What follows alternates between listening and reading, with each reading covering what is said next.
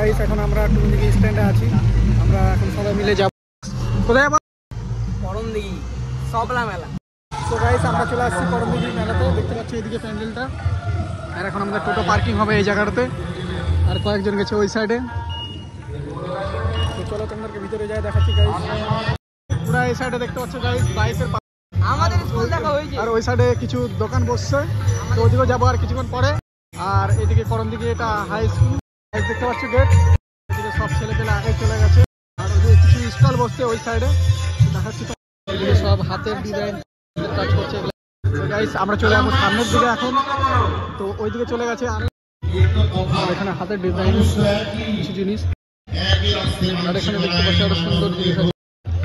তো গাইস তোমরা আসতে পারো এগুলো করণদিঘি মেলাতে।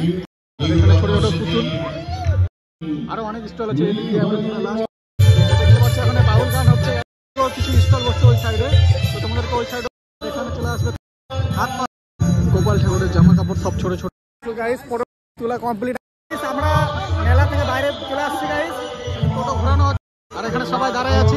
তো আমরা এখন যাচ্ছি, টোটো এখন ফুল হয়ে গেছে। এখানে মুখ টুক দেখা যাচ্ছে না, পুরো টোটো ফুল।